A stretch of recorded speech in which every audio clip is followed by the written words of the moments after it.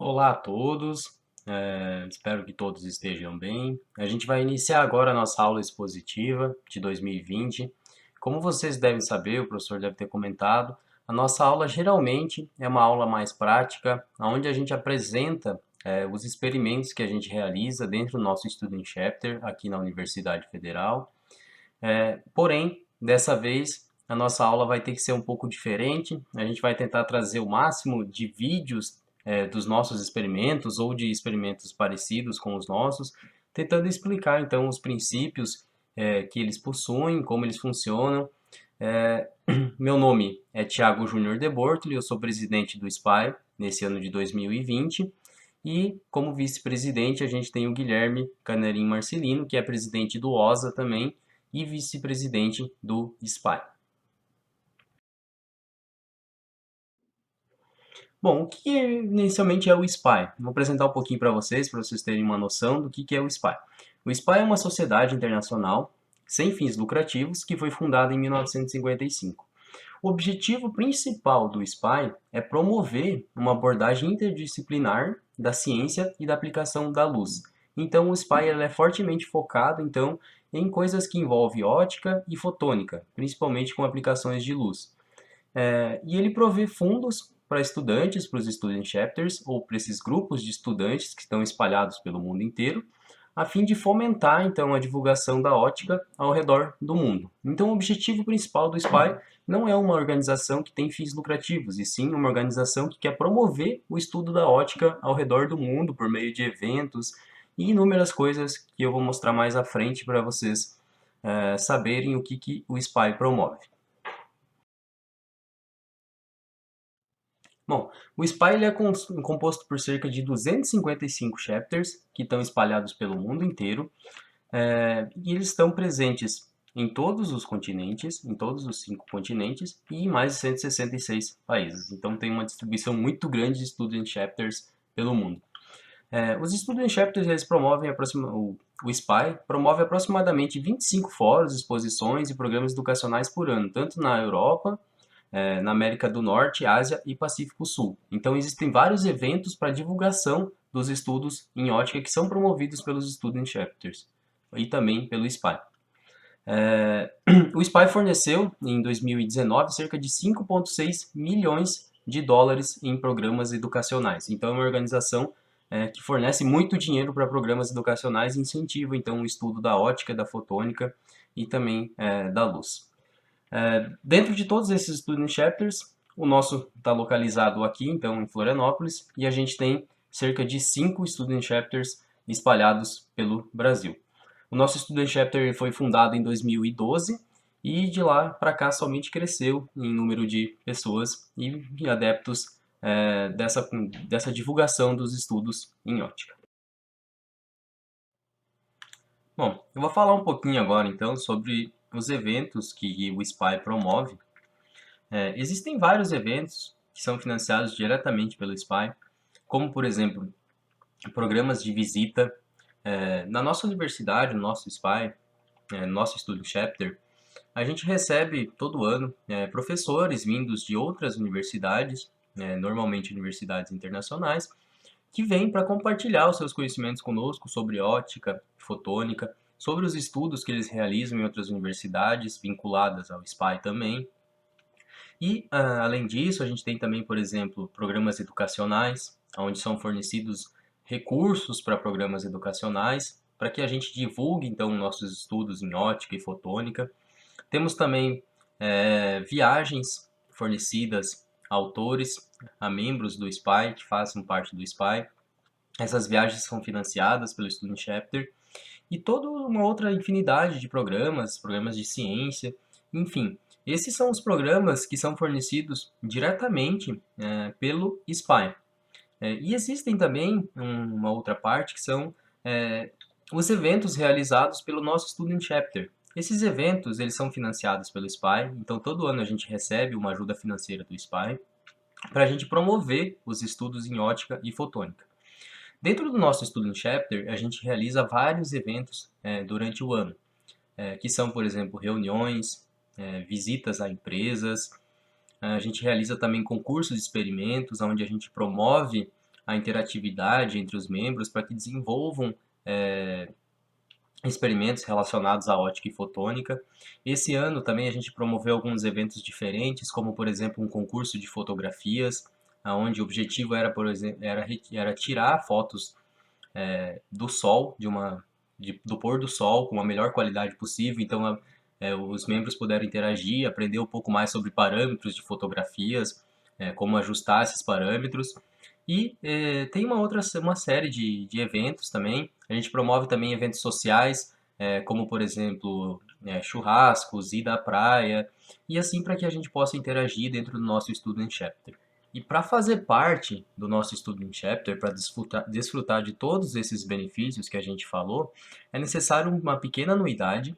E o nosso Student Chapter, ele está aberto para todas as pessoas que estejam matriculadas na universidade. Então, caso qualquer um de vocês tenha interesse em fazer parte do nosso Student Chapter, a gente está aberto, está recebendo mais membros que queiram, então, nos ajudar nessa divulgação da ótica e da fotônica e também participar desses eventos que a gente citou.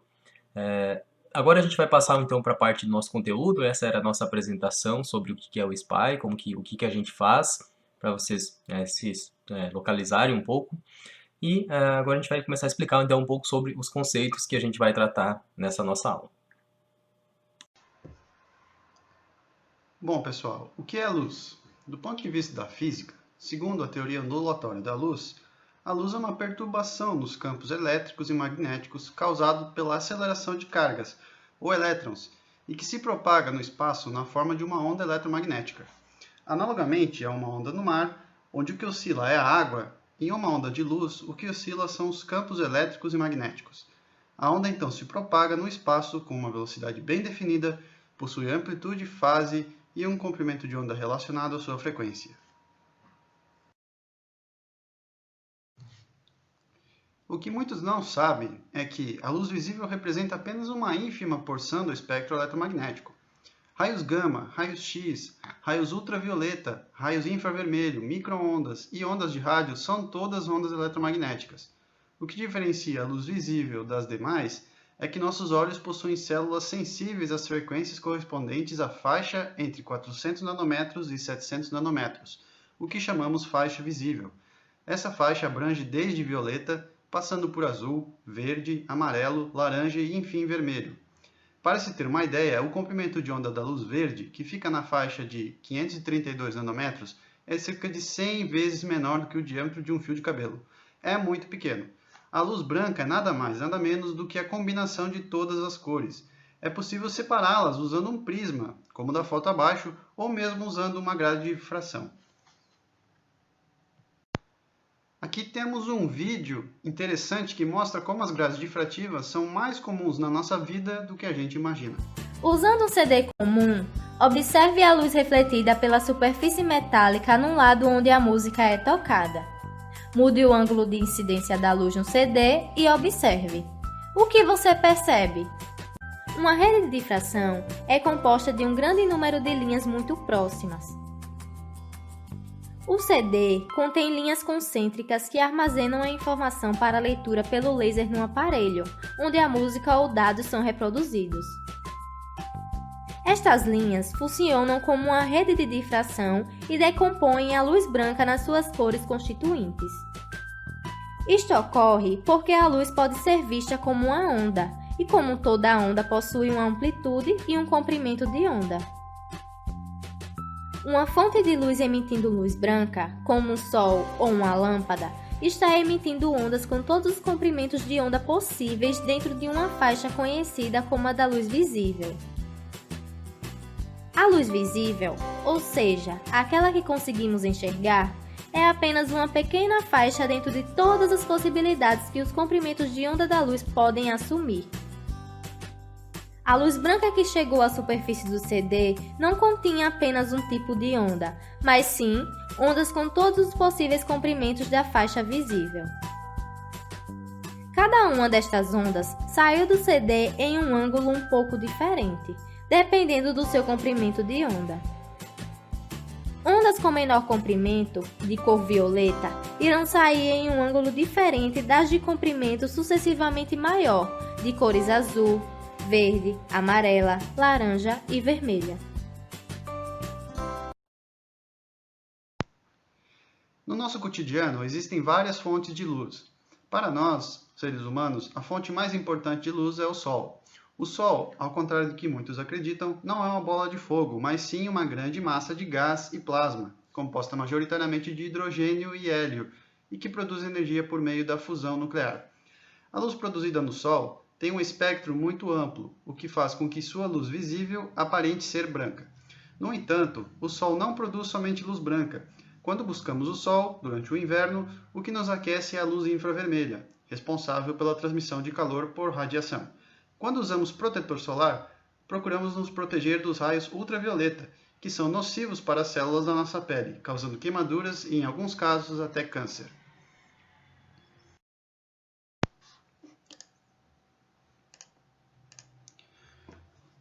Um dos processos ou fenômenos mais comuns na geração de luz é o processo de emissão espontânea. Então, imaginem um átomo, né, com um elétron. Temos um núcleo aqui e um elétron aqui. E esse átomo agora ele vai absorver energia do meio e vai armazenar essa energia na energia do elétron, da órbita do elétron. Ou seja, o elétron que estava nessa órbita aqui vai pular para uma órbita de maior energia, que vai ser equivalente ao tanto de energia, a diferença das duas camadas, ou dos dois níveis de energia, vai ser equivalente ao tanto de energia que ele absorveu. Então esse átomo agora estaria nessa segunda órbita aqui. Espontaneamente, ele vai decair para a órbita de menor energia, que é o seu estado natural. Então, nesse processo de decair desse nível para esse nível, ele vai acabar liberando essa energia na forma de um fóton. O fóton é uma partícula de luz. A luz ela é tanto uma onda quanto uma partícula. A luz é um fenômeno que se comporta como uma onda, mas também se comporta como uma partícula. Então, o fenômeno de emissão espontânea ele explica a maioria dos processos de geração de luz. Um exemplo do fogo. No fogo, o que a gente tem? Uma reação química, em que essencialmente temos um combustível, mais um comburente, geralmente o oxigênio, mais uma fonte de calor, que gera gases de emissão, aqui eu estou dando exemplo do CO2, e energia. Essa energia ela é na forma de calor, ou seja, radiação infravermelha, e na forma de luz visível, que é o que a gente acaba enxergando, a chama que a gente vê. Esse fenômeno, essa luz, que a gente acaba enxergando tanto a visível quanto a de calor, é emitida por esse fenômeno de emissão espontânea. Numa lâmpada incandescente, o que a gente tem? A gente fornece energia para o fio de tungstênio,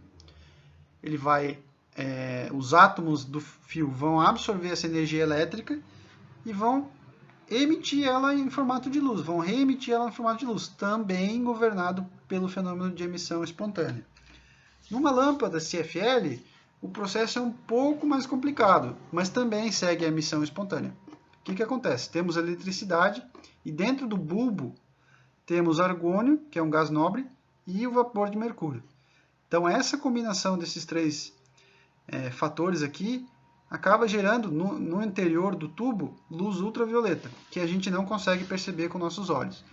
Porém, essa luz ultravioleta, quando entra em contato com a camada externa do tubo, que é composta de um revestimento fluorescente, acaba gerando luz branca, que é a luz visível que a gente vê, que a gente usa para iluminar a nossa casa.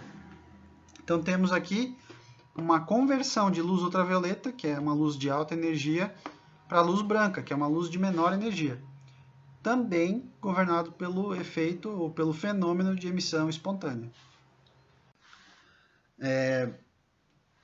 O que acontece no LED? No LED é parecido o processo.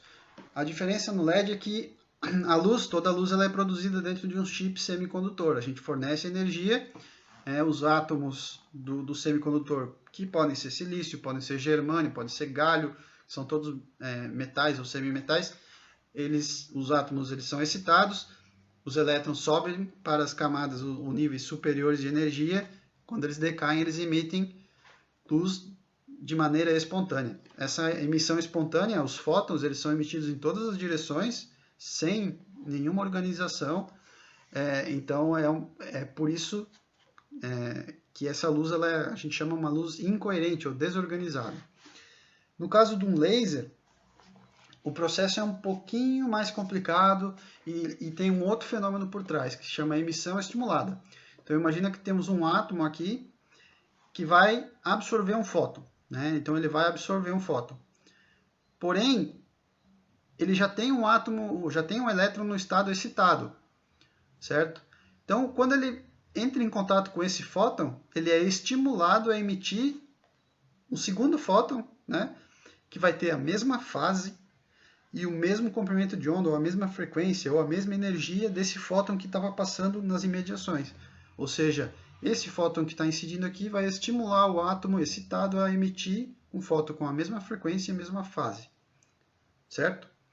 Então, esse é o processo principal por trás da luz laser. Eu vou tentar explicar no próximo slide a diferença da luz laser para a luz convencional e por que ela é tão especial. Então, o que a gente tem num laser? Tá?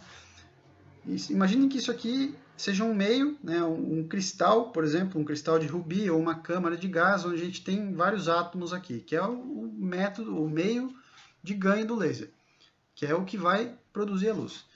Então, o que acaba acontecendo? Todos os átomos aqui, ou a maioria dos átomos aqui, estão num nível baixo de energia, certo?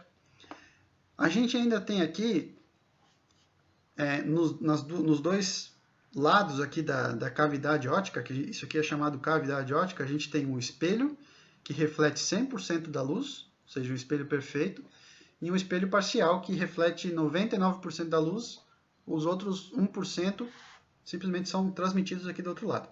Então, quando a gente fornece energia por meio de eletricidade, pode ser energia química, pode ser também energia por luz, né? A gente acaba criando uma inversão de população. O que é uma inversão de população? A gente passa a ter mais átomos no modo excitado do que átomos no modo não excitado. Então, esses átomos, eles vão emitir luz espontaneamente, pelo processo de emissão espontânea. Porém, essa luz que vai ser emitida em todas as direções, eventualmente algum fóton vai ser emitido nessa direção preferencial aqui. Esse fóton vai estimular um átomo vizinho que está excitado a emitir também o mesmo fóton com a mesma frequência, mesma fase, mesma direção. Então, esses fótons vão viajar aqui dentro da cavidade do laser, vão chegar no espelho e vão ser refletidos de volta. Nessa reflexão de volta, quando eles passarem aqui, esses dois fótons vão começar a estimular outros átomos a emitir, né, os mesmos fótons com a mesma frequência e a mesma energia. Ou a mesma fase, desculpa. Então, a gente começa a criar um efeito em cadeia aqui. Os átomos que emitem aleatoriamente em outras direções, eles simplesmente vão emitir essa luz se perde, mas a gente acaba gerando um efeito em cadeia e a potência circulando aqui dentro começa a crescer, porque a luz bate nesse espelho e volta. Bate nesse espelho e volta. Aí, na passagem aqui, ela vai estimulando mais átomos a emitirem fótons com a mesma direção, mesma fase, mesma frequência. Quando chega aqui, 99% da luz volta, 1% é transmitido. Ou seja, vai chegar um ponto que a gente vai ter uma estabilidade aqui dentro, ou seja, a energia que está entrando de forma elétrica ou de outra forma, vai ser balanceada com a energia que está contida aqui dentro e a energia que está saindo.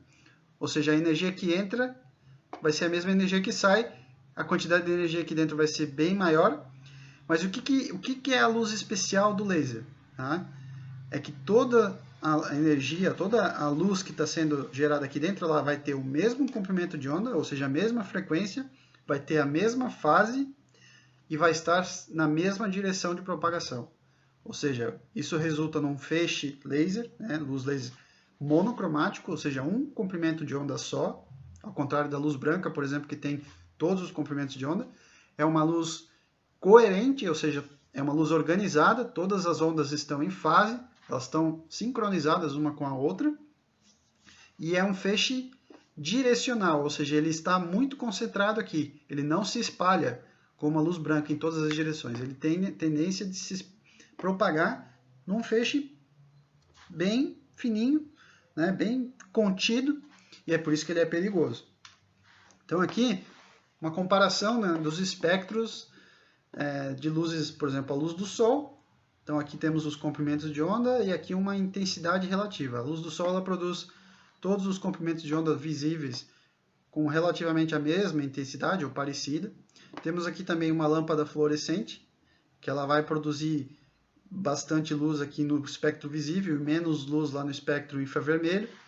Temos também aqui a curva azul, representando uma lâmpada incandescente. Ela vai produzir pouca luz aqui no visível, no azul, no verde, e vai produzir bastante luz aqui no amarelo, laranja, vermelho e infravermelho, ou seja, calor. E temos aqui também mostrando um laser, né, como seria a cara do espectro do laser. Esse aqui é um laser hélio-neônio, que é um laser gasoso, composto por hélio e neônio. Então vocês podem ver que a luz ela é muito concentrada, o espectro é muito concentrado, ou seja, é uma luz monocromática, é uma luz pura e organizada. Aqui também uma outra imagem mostrando ou tentando dar um exemplo da diferença entre uma luz incoerente, ou seja, luz branca, ou luz de uma lâmpada incandescente. Tenho todos os comprimentos de onda sendo gerados. Vocês podem ver que essa luz aqui, essa onda aqui, por exemplo, não está em fase com essa. Tem frequências diferentes, que não está em fase com essa verdinha aqui. Ou seja, é uma luz desorganizada. Já a luz laser, devido a esse tipo de mecanismo aqui, é uma luz que vai ter todas as ondas, né? Vão ter o mesmo comprimento de onda, vão ter a mesma fase e vão estar andando em unissono, né? Se propagando pelo espaço. Então essa é a diferença da luz laser para a luz convencional, comum, de uma lâmpada. E o fato da luz laser ser organizada dessa maneira possibilita a gente várias coisas. Ela tem aplicações em metrologia, tem aplicações em medicina, tem aplicações em processamento de materiais, tem aplicações na área de eletrônica. A gente, por exemplo, usa o laser todo dia quando a gente está lendo algum CD ou gravando um DVD, por exemplo, ou vai ao supermercado. O leitor de código de barra geralmente é feito de laser. Os mousers ópticos, muitos deles têm um laser montado, aquela luzinha que fica embaixo do mouse é um laser. Então é uma coisa que é uma fonte de luz que está aí e é revolucionária.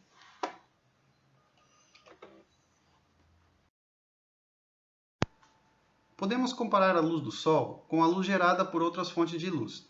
É possível ver no diagrama abaixo que o Sol produz luz em todas as cores da faixa visível, o que propicia a percepção de luz branca pelos nossos olhos. As lâmpadas incandescentes produzem muita luz na faixa vermelha e infravermelha, o que explica a aparência alaranjada e sua baixa eficiência de iluminação. A lâmpada gera mais calor do que luz visível e boa parte da potência consumida se perde. Diferentemente, lâmpadas de LED e CFL ou fluorescentes produzem mais luz na faixa visível, com distribuições menos homogêneas do que a luz solar. Pouco calor é produzido e a eficiência é muito maior nas lâmpadas CFL e especialmente de LED. Talvez mais importante do que entender o que é luz seja entender como ela interage com a matéria. A luz interage com a matéria por meio dos fenômenos de reflexão, dispersão, refração, difração e absorção. Talvez um dos efeitos mais famosos seja o da dispersão, mais presente no nosso dia a dia. A dispersão é nada mais, nada menos do que a separação da luz em seus comprimentos de onda devido à variação do índice de refração do meio para cada frequência. O exemplo clássico é o do prisma, onde a luz branca incide com um certo ângulo em uma de suas faces e devido ao índice de refração do vidro ser diferente dependendo da cor, a luz tem sua velocidade atrasada dentro do vidro, a depender de sua frequência. Como as superfícies do prisma são inclinadas, as diferentes velocidades de propagação para diferentes frequências implicam na separação das mesmas. Assim, a luz branca é decomposta em todas as cores. O fenômeno de dispersão também explica o fato do céu ser azul. A luz azul sofre muito mais dispersão na nossa atmosfera quando comparada com outros comprimentos de onda, o que causa um atraso na sua propagação e o céu se torna azul. Durante o pôr do sol, a luz solar incide na atmosfera com maior inclinação, o que aumenta a espessura relativa da atmosfera e permite a dispersão dos outros comprimentos de onda. É por isso que o céu fica alaranjado durante o pôr do sol. Outro fenômeno muito conhecido é a reflexão. Existem dois tipos de reflexão, reflexão especular e reflexão difusa.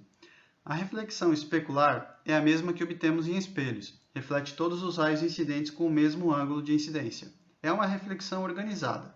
A reflexão difusa, por outro lado, devido à alta rugosidade da superfície refletora, acaba refletindo a luz em todas as direções de modo aleatório. Uma reflexão desorganizada que desfigura a imagem do objeto refletido. Porém, em muitos casos, a reflexão difusa é mais desejável do que a reflexão especular, como nos casos de reflexão de luz de faróis de carros em pistas molhadas ou para iluminação de ambientes. Para iluminar seu ambiente de maneira homogênea, preferencialmente deve-se usar tintas foscas, que irão distribuir a luz de maneira uniforme. Tintas refletoras tenderão a refletir a luz em direções preferenciais, causando ofuscação para quem estiver no ambiente e deixando partes do recinto com menos luz do que outras. O fenômeno de absorção é o que nos permite distinguir as cores de objetos. Por exemplo, uma camiseta vermelha ao sol é vermelha pois os pigmentos presentes no tecido absorvem todos os comprimentos de onda, menos o vermelho, que é reemitido. Isso explica porque ao sol é mais confortável usar uma camiseta branca em detrimento de uma preta. A camiseta preta absorve toda a luz do sol e esquenta, ao contrário da camiseta branca, que reemite toda a luz de volta para o ambiente. O fenômeno de absorção também é observado nas tintas. A tinta verde, por exemplo, possui pigmentos que absorvem todos os comprimentos de onda, menos o verde. Por isso ela aparenta ser verde. Ao misturarmos tinta verde com tinta vermelha, o pigmento verde irá roubar luz vermelha, que seria reemitida pela tinta vermelha, e vice-versa. Dessa forma, a cor resultante é o marrom. É uma combinação subtrativa da luz, ao contrário de quando se mistura luz pura, vermelha e verde, sendo a resultante a luz amarela. Uma combinação aditiva. A tinta branca é nada mais, nada menos do que composta por partículas transparentes, sem pigmentação. Essas partículas reemitem toda a luz para o ambiente. Se a iluminação for com luz branca, ela será tinta branca. Se a iluminação for com luz de uma outra cor, a tinta assumirá a cor da luz que a ilumina. Por isso, na escolha de cores de tintas, deve-se levar em conta qual será a iluminação utilizada.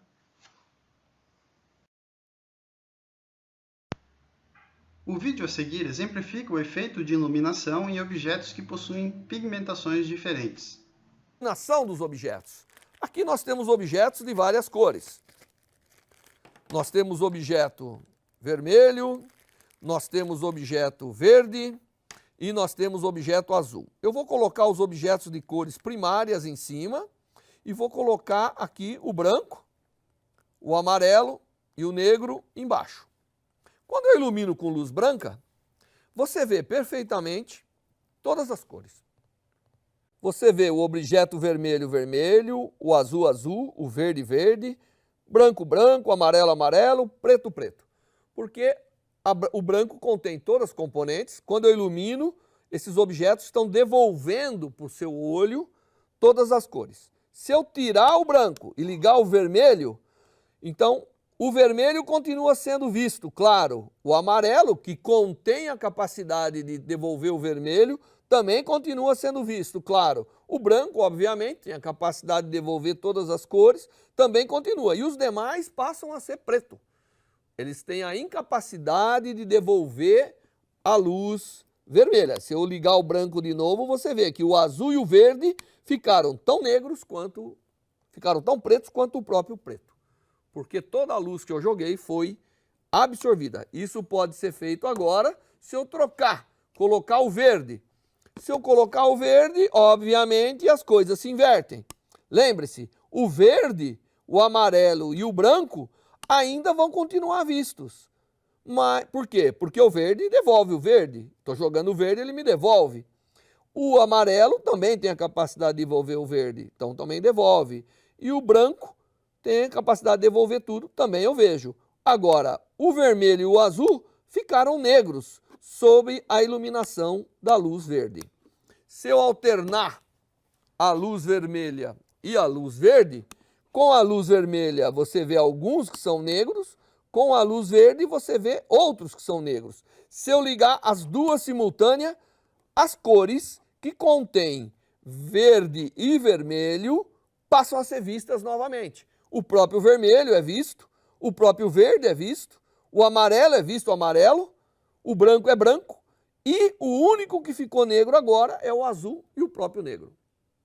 Então essas duas têm a incapacidade de devolver essas cores, portanto, eles não mandam de volta a luz, tá certo? Se eu também fizer o mesmo com a luz azul, vai alternar agora, tá certo? Por quê? Veja o amarelo. O amarelo, que é esse aqui, que sob a iluminação branca, ele é perfeitamente amarelo. Olha ali, o amarelo está aqui. Veja o que acontece com o amarelo quando ele é iluminado só com a luz azul. Ele fica preto também. E a razão dele ficar preto é porque um objeto amarelo é um objeto que tem a capacidade de devolver para o sistema visual, né, as cores verde e vermelha. Como eu eliminei essas cores, o amarelo deixa de ser sensível, porque agora ele não contém a capacidade de devolver a luz azul. Não tendo a capacidade de devolver a luz azul, ele realmente fica escuro novamente. Se eu iluminar todo mundo com as três cores, fazendo aqui uma mágica, novamente é como, aqui eu não estou colocando luz branca, eu estou colocando a soma das três. Então eu estou submetendo todos eles às três cores. Você volta a ver novamente todas as cores de cada objeto. Nossos olhos percebem as cores por meio de células na nossa retina. A retina é composta de células sensíveis à intensidade, ou bastonetes, e sensíveis à cor, chamadas de cones. Os bastonetes e cones são os responsáveis por captar a imagem gerada pelo sistema óptico, composto de córnea, íris e cristalino. Seres humanos possuem muito mais bastonetes do que cones, por isso, em ambientes de pouca luz, não conseguimos ter muita percepção de cor, mas sim de intensidade. Os cones e bastonetes têm uma concentração muito maior na região da fóvea, uma parte central da retina. É por isso que nossa visão periférica é inferior à visão central do campo de visão. Mas nem tudo são flores. Algumas pessoas têm cones que não funcionam direito e não conseguem perceber as cores normalmente. Essa característica é denominada daltonismo. Outras nem cones possuem e não conseguem distinguir cores. Além do mais, nossos cérebros podem funcionar de maneira diferente. Isso explica o porquê algumas pessoas, quando olham para o vestido da direita, veem azul com preto e outras veem branco com dourado. O sistema de cores convencional que usamos no dia a dia é o sistema RGB, do inglês Red, Green, Blue. Com base nesses sistemas de três cores primárias, podemos obter todas as outras cores. Assim funcionam nossas TVs, telas de celulares e visores em geral. Em se tratando de tintas, usamos as cores magenta, azul ciano e amarelo ouro, que combinadas em proporções específicas também podem gerar todas as cores do espectro visível. Vimos que é possível separar a luz branca em todas as cores, mas também é possível combinar todas as cores para formar a luz branca, como pode ser visto no próximo vídeo, sobre o disco de Newton.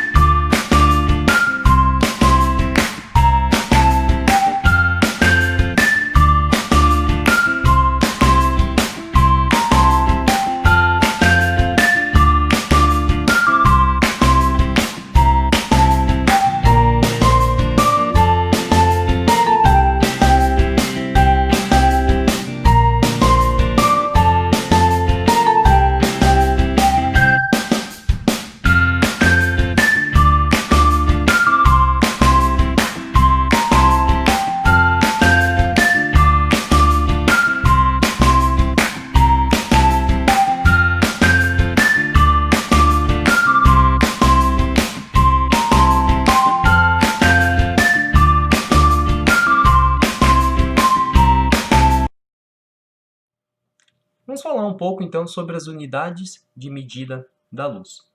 Inicialmente, nós temos a candela. A candela é a unidade de medida de luz utilizada no Sistema Internacional de Medidas e ela é definida como a intensidade luminosa de uma fonte de luz monocromática emitindo luz em uma determinada direção em uma frequência de 540 vezes 10 na menos 12. É bem difícil da gente entender essa definição, ela é um pouco complexa, mas é a definição que é utilizada então no Sistema Internacional de Luz. Para a gente simplificar um pouco, então a gente pode dizer que a candela ela é definida então a partir da potência irradiada por uma fonte luminosa em uma direção particular. Então a potência da fonte luminosa numa dada direção. Para ser um pouco mais usual, a gente tem no nosso dia a dia uma definição que é chamada de lúmen. O lúmen é a intensidade luminosa que é possível a gente perceber a partir do nosso olho humano. O fluxo luminoso, que é o lúmen, é a quantidade de luz emitida por uma fonte na tensão luminal de funcionamento. Além dos lúmens, no nosso dia a dia, a gente tem também os lux. O lux nada mais é do que o lúmen por metro quadrado. Então, a gente utiliza uma área de 1 metro quadrado para medição dos lúmens e assim a gente tem, então, os lux. Os lux eles são dados como uma grandeza luminotécnica e também podem ser chamados podem ser considerados o nível de iluminância. Na prática, a quantidade de lux ela é diferente nas diferentes pontos de medição, ou seja, se a gente estiver a 2 metros da nossa fonte de luz, vai ser diferente da gente estar a 1 metro. E a quantidade de lux é medida a partir de um luxímetro. E como a gente mede, então, em uma área de 1 metro quadrado, é diferente também nas determinadas partes, ou seja, na borda a gente tem uma intensidade menor do que no centro do nosso ponto de medição. E devido a essas diferenças de intensidades em relação ao centro e às bordas da área de medição, a gente tem as curvas fotométricas das lâmpadas que expressam então a intensidade de iluminação em um determinado ângulo de iluminação.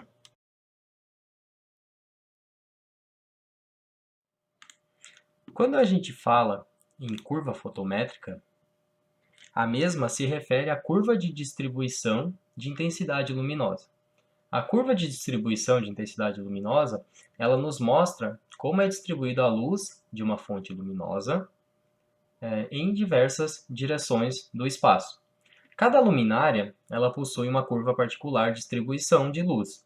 E a maneira como que é representada a fonte da luz que a luminária projeta é expressa por meio dessas curvas ou desses diagramas fotométricos, como esse que está sendo aqui apresentado.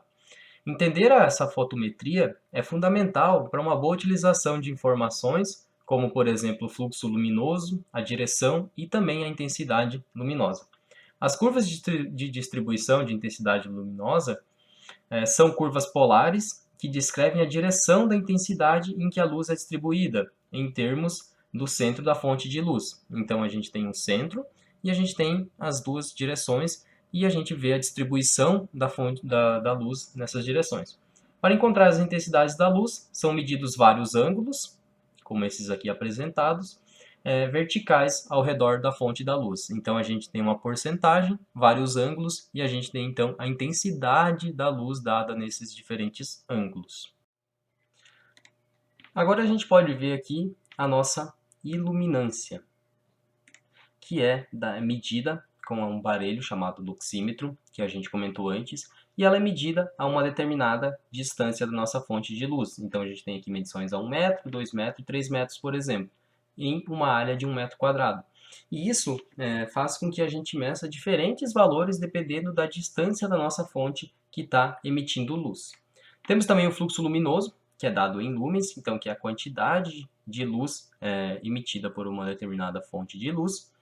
A intensidade luminosa, que é então em uma determinada direção, quanto de luz que é emitido.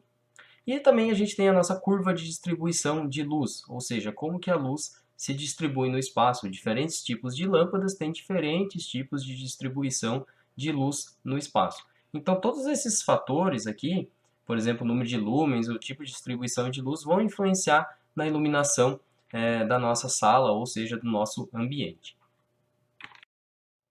E a gente tem algumas formas diferentes de iluminar. Aqui nesse primeiro caso, a gente tem, por exemplo, uma iluminação direta. Então, cerca de 90 a 100% de luz direta incidindo sobre a superfície, ou seja, a região que a gente quer iluminar. Essa luz direta ela é direcionada exatamente sobre o que se deseja iluminar. E a luz é aquela que serve, esse tipo de luz é aquela que serve para focar em algo. Geralmente elas são utilizadas como spots, lâmpadas, feixes e que permitem então a gente focar um objeto que a gente quer iluminar diretamente. Esse segundo caso, a gente tem a nossa luz difusa, de 40 a 60% de luz sendo emitida diretamente e de 40 a 60% também de luz sendo emitida de forma em outras direções que não sejam diretas ao que a gente quer iluminar. E essa luz difusa é aquela que possui uma espécie de filtro, geralmente um acrílico ou um vidro. Este filtro ele é chamado de difusor, então faça com que esse processo de difusão de luz ocorra a partir de filtros. A ideia é iluminar, como no caso anterior, de forma uniforme e intensa, mas sem perder então as riquezas dos detalhes que estão no ambiente.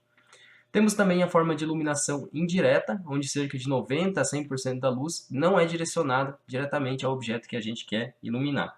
A iluminação indireta, ela ilumina de forma uniforme, sem que a luminária esteja direcionada diretamente para o lugar pretendido.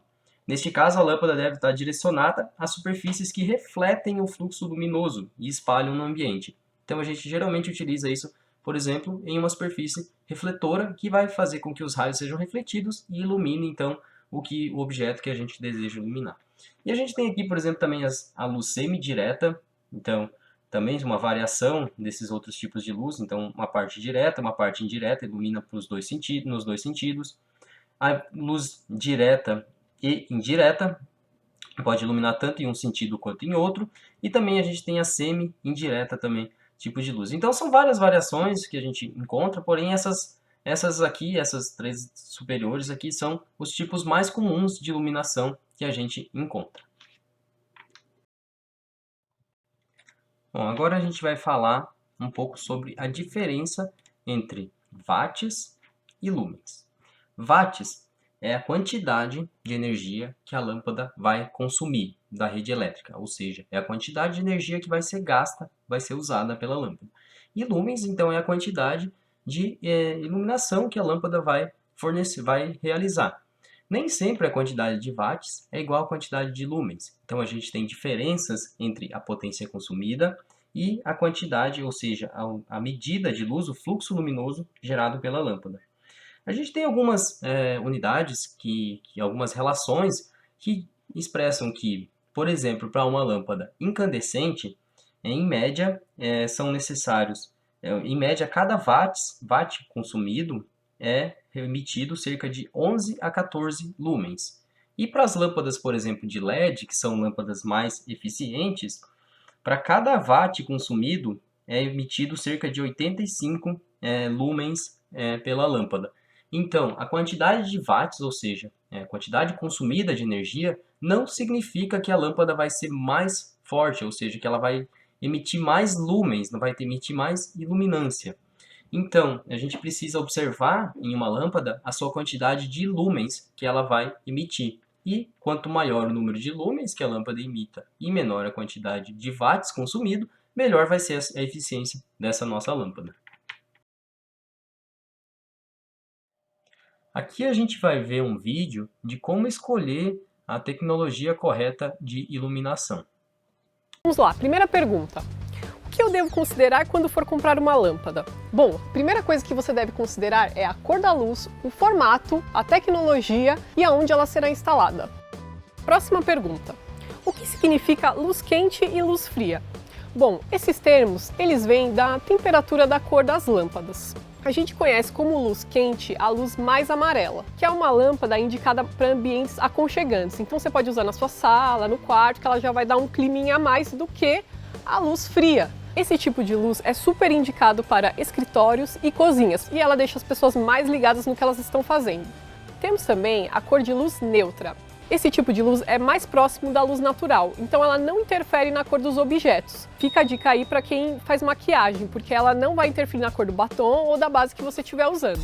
Pergunta 3. Quais são os tipos de lâmpada? Nós temos 4 tipos de lâmpada: as incandescentes, as fluorescentes, as halógenas e as LEDs. As lâmpadas incandescentes não podem ser vendidas mais. Aquelas que a gente tinha na casa da vovó, que era super comum, gastam muita energia elétrica e têm pouca vida útil.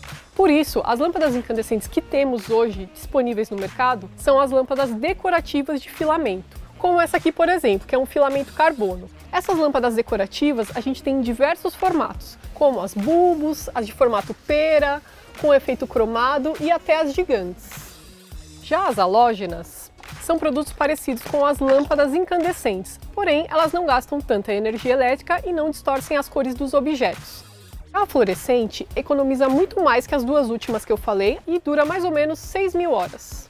Agora, deixamos para o final a melhor: as lâmpadas que revolucionaram o mercado. As lâmpadas de LED. Esse produto economiza até 90% de energia elétrica quando comparada com os outros modelos. Próxima pergunta: existem lâmpadas de LED para lustres? Sim, claro que existem. Só que na hora de comprar você tem que ficar atento ao tipo de soquete que tem na sua luminária ou no seu lustre. Nós temos 4 tipos mais comuns de soquete. O mais usual é o E27. Ele é formado por essa rosca aqui. Temos também o E14, esse tipo vela, a lâmpada com soquete GU10. Ele é composto por 2 pininhos e é só encaixar e girar no produto. E para finalizar, temos o tipo de soquete G9 e é muito utilizado em lustres também. Uma lâmpada de potência maior ilumina mais? Na verdade, a potência ela determina o quanto a lâmpada vai consumir e não necessariamente iluminar. Por exemplo, 11 watts na verdade é o quanto ela gasta de energia elétrica. O que vai determinar o quanto a lâmpada ilumina é a quantidade de lumens. Como vocês podem ver aqui, essa lâmpada ilumina 1018 lumens. Também temos que levar em consideração o ângulo de abertura do produto. Então, por exemplo, eu tenho essa lâmpada aqui que tem uma angulação menor. Esse tipo de produto é indicado para focar objetos. Agora, se você quer iluminar o seu ambiente como um todo, é recomendado ângulos maiores, como dessa daqui. Aqui a gente pode ver um pouco sobre a quantidade de lumens gerado por cada tipo de lâmpada. Então a gente pode observar aqui, no primeiro caso, onde a gente tem uma lâmpada incandescente, cerca de 40 watts de consumo, ou seja, de energia utilizada pela lâmpada, emitem 450 lumens. Para uma lâmpada halógena a gente já consome menos, cerca de 29 watts, uma lâmpada fluorescente 9 e uma lâmpada LED 7 watts. Por isso que as lâmpadas LED sempre são mais eficientes, então ela tem uma melhor relação entre consumo de energia e quantidade de lumens emitidos. E conforme a gente vai aumentando, então, a nossa potência da nossa lâmpada, então aqui uma lâmpada de 100 watts incandescente, que seria uma lâmpada padrão, produz cerca de 1.600 lumens. E para isso a gente utiliza cerca de 20 watts da lâmpada LED. Nem sempre todas essas quantidades aqui que foram apresentadas, cerca de 20 watts para uma lâmpada LED, para equivaler uma de 100, por exemplo, incandescente, é um padrão. Existem lâmpadas de até 10, 12 watts LEDs que equivalem a lâmpadas de cerca de 100 watts incandescente. Então isso varia também conforme o tipo de material de construção da lâmpada, o tipo que ela os tipos de materiais utilizados, conforme maior a qualidade, maior é essa potência, ou seja, essa eficiência que a lâmpada tem. Sobre iluminação, quantidade de lumens, quantidade de watts e potência de lâmpadas, era isso que a gente tinha para falar hoje. E agora a gente vai entrar na parte que vamos falar sobre efeitos da luz, como por exemplo a polarização, que vai ser vista no próximo slide. Vamos comentar agora sobre um dispositivo bem interessante que são os polarizadores. Os polarizadores são definidos como qualquer dispositivo óptico que transforma a luz natural em luz com algum tipo de polarização, pode ser linear, circular ou também elíptica. Existem polarizadores que são de muitos tipos diferentes e todos eles se baseiam em algum dos 4 princípios, que são o dicroísmo, a reflexão, a dispersão ou a birrefringência. Bom, para a gente entender melhor como é que funciona um polarizador, aqui a gente pode ver ondas de luz se propagando em diferentes direções, tanto transversal, longitudinal, diferentes amplitudes e também em diferentes fases. Essa luz que está se propagando de forma bastante desordenada no meio, ela encontra então essa grade, que é conhecida como polarizador, e quando essa luz incide sobre essa grade, somente a luz que está se propagando no sentido da grade de polarização é que consegue atravessar essa grade. Como a gente vê aqui, somente essa onda em vermelho, que está no sentido dessa grade de polarização colocada aqui, é que consegue passar por meio dessa grade. Então, esses vários sentidos que a luz vinha se dispersando, somente um deles passa por essa grade, que é o nosso polarizador. Aqui a gente tem um exemplo onde a onda está se propagando em um eixo.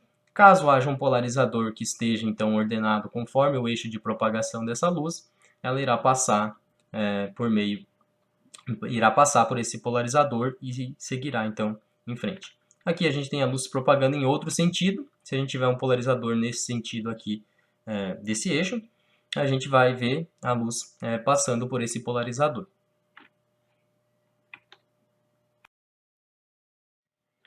Existe um fenômeno bastante interessante que ocorre a polarização da luz. Quando a gente tem uma luz não polarizada e a gente incide ela sobre um vidro, parte dessa luz é refletida e parte dessa luz também é refratada.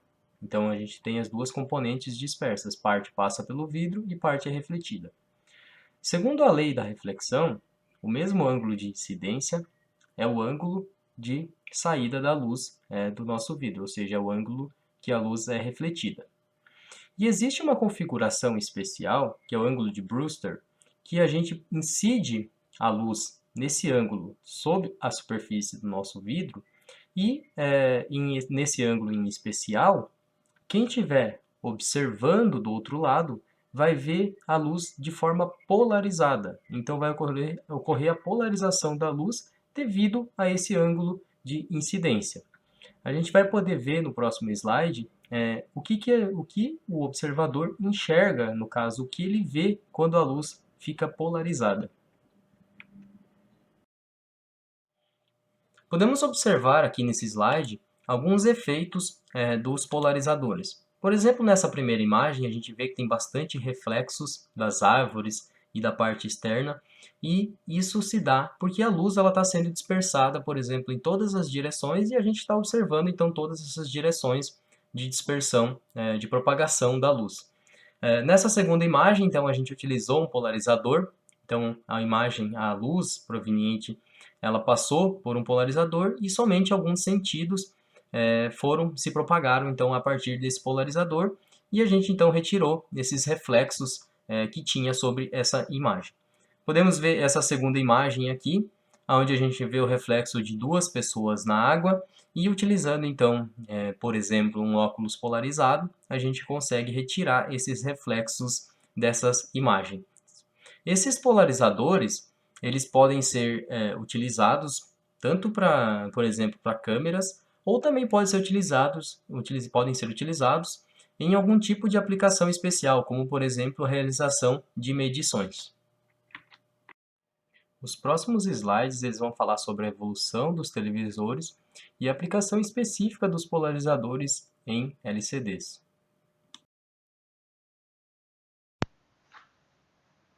Nas TVs antigas, de tubo, a imagem era gerada de forma peculiar.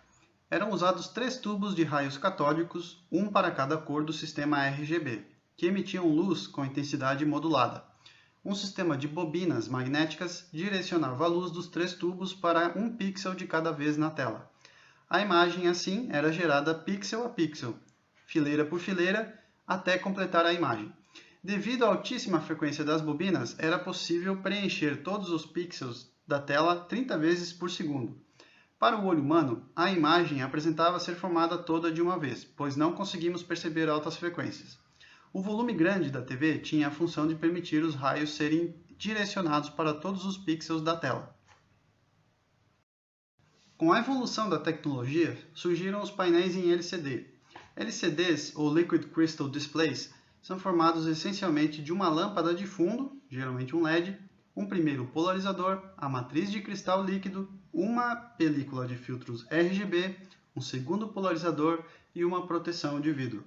A lâmpada gera luz branca não polarizada, que é polarizada pelo primeiro polarizador. A tela de cristal líquido tem a capacidade de mudar a direção de polarização da luz devido à reorientação dos seus cristais com a tensão aplicada. A luz agora polarizada em diferentes direções passa pelos filtros RGB. O segundo polarizador, que tem polarização perpendicular ao primeiro, bloqueia a parcela de luz que não teve a direção de polarização alterada. Assim, pode-se obter diferentes intensidades para diferentes cores, o que possibilita a geração das cores da imagem a ser transmitida. Uma imagem amarela terá luz verde e vermelha, e nada de azul. Uma imagem branca terá todas as cores na mesma proporção. Imagens verdes só terão a parcela de luz verde ativa, como nos diagramas ao lado. Uma evolução dos LCDs são as telas de LED e OLED. A diferença aqui é que a luz é gerada de forma independente em cada pixel, sem necessidade de polarizadores e lâmpadas de fundo. Nas telas de LED e OLED, a eficiência é melhor, as telas são muito mais compactas, podendo até ser dobradas, e as imagens tendem a ser mais vivas devido aos pretos perfeitos, onde os pixels estão desligados. No caso de LCDs, mesmo as imagens pretas não são 100% pretas, devido a imperfeições inerentes aos polarizadores. Para termos uma ideia de como funciona a transmissão de som pela luz, nós podemos utilizar um exemplo bastante simples de um controle remoto que funciona por infravermelho. O controle remoto ele emite uma luz infravermelha, no caso num espectro invisível. Essa luz acaba sendo recebida por um receptor lá no portão ou na porta que está querendo abrir, decodifica essa luz e, sendo o código correto, ela efetua a abertura, Então, a gente, observando isso e partindo do princípio que é possível enviar esse tipo de informação utilizando luz, é possível também, acaba sendo possível enviar som utilizando luz, que é um outro tipo de informação. Então, nós aqui no exemplo aqui nós podemos ver uma onda moduladora, uma onda portadora, e depois nós podemos ver também uma onda portadora modulada em frequência. O que é uma onda portadora, modulada em frequência? É uma onda basicamente de rádio.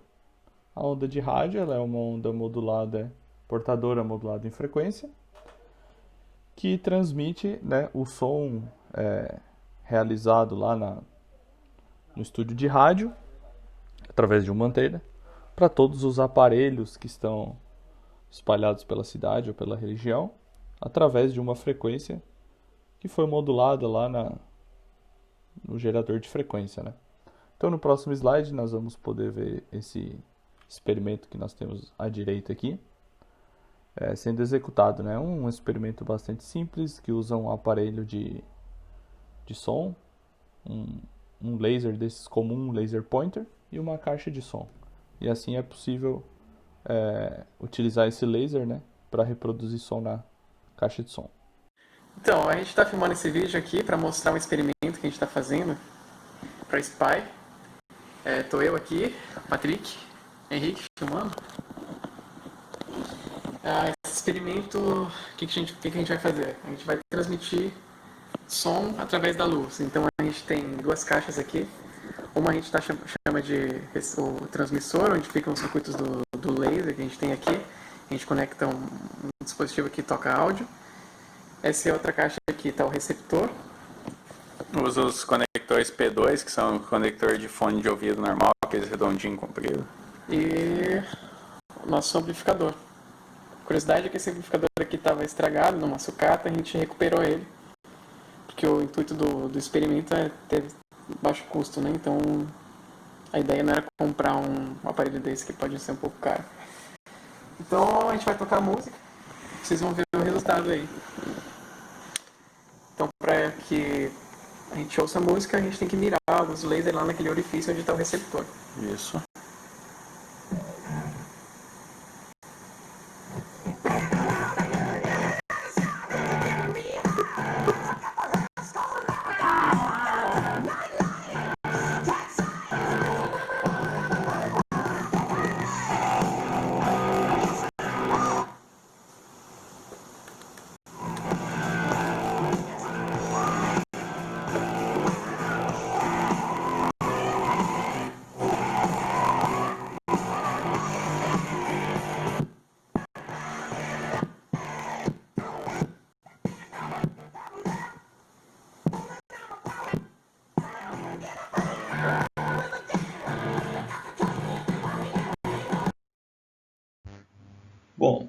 Falando um pouco sobre reflexão interna total, ela é um fenômeno óptico que ocorre quando uma luz incidente θ1 incide sobre uma superfície que separa dois meios, no sentido do maior para o menor índice de refração. E essa luz acaba sendo totalmente refletida, permanecendo totalmente ela no meio de origem. Então, como nós podemos ver aqui, nós temos o meio N1, que é água, o meio N2, que é ar, temos um raio incidente θ1 e um raio refratado θ2, no primeiro caso. No caso do meio, nós temos o ângulo crítico, onde não há nem reflexão e nem refração, então nós temos só uma luz incidente. E no lado esquerdo, nós temos um raio incidente, provocando uma reflexão interna total. Esse tipo de fenômeno só ocorre se o ângulo de incidência for maior que o ângulo limite, ou o ângulo crítico, como está escrito aqui. Esse ângulo limite é o menor ângulo de incidência necessário para que o ângulo de refração de um raio de luz, na passagem do meio N1 para o N2, seja de 90 graus. Um bom exemplo para a gente elucidar isso seria exemplo de, por exemplo, você está andando na estrada de carro, tem algum sol batendo na estrada e você vê que parece que está molhado, dá um efeito de miragem, né? No próximo slide, a gente pode observar aqui esse efeito de miragem, né? Por que isso ocorre? Isso é um efeito da reflexão interna total. Ocorre porque as várias camadas de ar existentes ali em cima do asfalto, ou em cima da areia, têm temperaturas diferentes, elas têm um gradiente de temperatura. Quanto mais próximo do chão, maior é a temperatura do ar. A densidade dessas camadas de ar mais quente é menor, e por isso o índice de refração das massas de ar vai diminuindo à medida que se aproximam do solo. Resumindo, portanto, a luz do sol sofre inúmeras refrações ao se aproximar do chão, devido às várias camadas de ar. Assim, em determinados pontos, o ângulo de incidência dos raios solares que estão incidindo ali torna-se maior que o ângulo limite que nós vimos anteriormente, provocando essa reflexão total da luz. Os raios que resultam da reflexão total atingem os olhos de um possível observador e dão a sensação de formação de poças d'água ou até de algum tipo de miragem. Nesse slide, a gente pode ver como funciona então o efeito da reflexão interna total em um aquário com a utilização de uma luz laser. O feixe de laser, o feixe de luz está passando ali no primeiro espelho, refletindo ali em cima, batendo no segundo espelho ali para frente, nesse daqui, e também refletindo. Então é mais ou menos isso que acontece no nosso experimento. Você também pode movimentar o laser, tá? Para ver o que acontece. Vamos fazer isso agora, para verificar o ângulo que a reflexão está acontecendo, né? Como eu estou fazendo aí no vídeo. Bom, muito conhecido na internet, o espelho reflexivo ele é composto por um espelho totalmente reflexivo, LEDs enfileirados em torno dele, né? E um segundo espelho alinhado paralelo ao primeiro espelho, só que dessa vez o segundo espelho é parcialmente reflexivo e uma pequena distância entre eles. Quando um observador externo olha a superfície do espelho parcialmente reflexivo, as luzes acabam tendo uma aparência de retroceder ao infinito, criando assim essa aparência que nós podemos ver de luzes de grande profundidade. Esse efeito ele é produzido sempre que há duas superfícies reflexivas paralelas, que podem fazer saltar um feixe de luz para trás e para frente um número teoricamente infinito de vezes. Cada reflexão acrescenta comprimento ao caminho que a luz deve percorrer antes de sair do espelho, assim criando a sensação de infinito. Então, um espelho reflete no outro, que reflete no outro, só que ela anda o caminho da distância entre os espelhos. Então esses caminhos vão sendo somados entre uma reflexão e a outra, assim dando a sensação de infinito. No próximo slide vai ser possível ver um vídeo onde mostra o espelho infinito em funcionamento, né?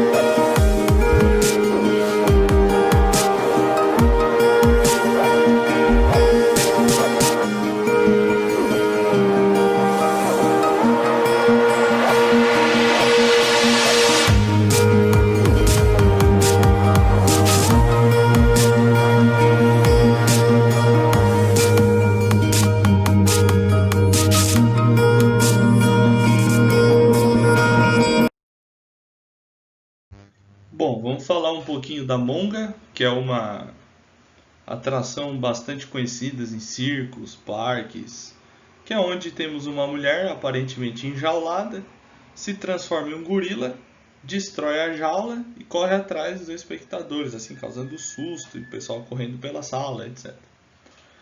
Sabendo que é impossível uma pessoa se transformar num gorila, a atração ela é basicamente um jogo de espelhos e luzes. Como é que ela funciona? Utilizando o efeito da reflexão luminosa, que é quando a luz incidente só se propaga no meio de origem, realizado através de um espelho plano, que a gente pode ver ali, colocado a 45 graus. A brincadeira funciona diminuindo-se a luz do lado da mulher, que é onde temos ali figura 2 a mulher, com o LED 2 aceso, e vai se acendendo aos poucos o LED 1, onde está a pessoa vestida de gorila. Então, conforme um LED vai apagando e o outro vai acendendo, vai dando a impressão que a pessoa vai se tornando gorila. Porém, o que realmente acontece é que a imagem do gorila é refletida à frente da imagem da mulher, até que a luz da mulher se apaga totalmente e somente a luz do gorila fica acesa, assim tendo a transformação final da mulher em gorila. No próximo slide, vamos poder observar um vídeo de como fazer um mini experimento de monga em casa. O que é monga? Monga é uma mulher que se transforma em gorila. Isso foi muito usado no Play Center. Play Center era um parque que tinha aqui em São Paulo quando eu era criança, era um parque muito bacana, desapareceu. E era o seguinte, tinha uma mulher e essa mulher estava lá na frente de todo mundo e do nada a mulher se transformava num macaco. E você conseguia ver isso acontecendo. Só que era uma ilusão de ótica. Essa ilusão de ótica também é chamada de fantasma de Pepper, que de outro jeito eles faziam a mesma mágica, só que fazendo um fantasma aparecer. E a gente vai simular aqui esse efeito para você entender como ele acontece. Como eu não tenho uma mulher e um gorila ou uma mulher vestida de gorila para fazer a transformação, eu vou usar um dinossauro e esse lindo boneco de bebê, eu vou transformar então o bebê num dinossauro. Vamos montar um esquema aqui que vai funcionar igualzinho a monga e você vai ver esse dinossauro, ou melhor, esse bebê se transformando num dinossauro. Eu montei um esqueminha bem simples aqui e vamos imaginar que seja então a mágica da monga. Essa aqui seria a mulher e essa aqui seria a gorila ou a mulher vestida de gorila. Então isso vai se transformar nisso. No meio, o que dá o segredinho da coisa, existe um vidro que está aqui a 45 graus voltado para o público. O público está aí onde você está, ele está olhando nessa direção. E existe então um vidro e um jogo de luz. Isso aqui fica completamente escondido, tem uma parede na frente, então quem estiver assistindo não vê que aqui existia o gorila. E agora vamos fazer o jogo de luz para você entender. Esse aqui é o nosso lindo bebê vermelho, que poderia ser a mocinha que vai se transformar em gorila. E olha só o que acontece quando eu tiro a luz do bebê vermelho e coloco a luz no dinossauro. O mais louco é que se eu voltar a luz e deixar a luz no meio do caminho, ou seja, iluminando um pouco o bebê vermelho e um pouco o dinossauro, você consegue ver uma mistura de bebê com dinossauro. E é essa transformação aqui que era usada para fazer o efeito Monga. Para você entender melhor o que está acontecendo, eu vou tirar esse negócio, esse muro preto aqui da frente do dinossauro, assim você pode ver o dinossauro original, e vou fazer o mesmo efeito com a câmera um pouco mais aberta, para você ver também como a luz está se movimentando. Então primeiro, você via só o boneco vermelho lá, o dinossauro estava tampado aqui pelo muro. Aí o que eu fiz? Eu apaguei a luz do boneco, então faz de conta que a gente apagou a luz dele aqui, você não está vendo mais o boneco, e coloquei a luz só no dinossauro, e ele passa a ser refletido ali no espelho. Fica um pouco mais difícil de ver assim com a luz mais acesa, porque aí ela concorre com a luz que eu tô iluminando o dinossauro. Então o dinossauro aparece no reflexo e agora o menino aparece atrás do vidro, o dinossauro aparece no reflexo, o menino se mistura com o dinossauro. Em nome de todos do Student Chapter da Universidade Federal de Santa Catarina, nós queremos agradecer a atenção de todos e dizer que estamos abertos aqui para qualquer esclarecimento, para a gente sanar qualquer dúvida que tenha sobrado durante essa aula. E também tem o nosso e-mail aqui na tela. Se alguém quiser e tiver interesse em fazer parte do nosso Student Chapter, pode nos mandar um e-mail, a gente esclarece como funciona a associação. E agora a gente está aberto, então, para uma conversa com vocês, alunos.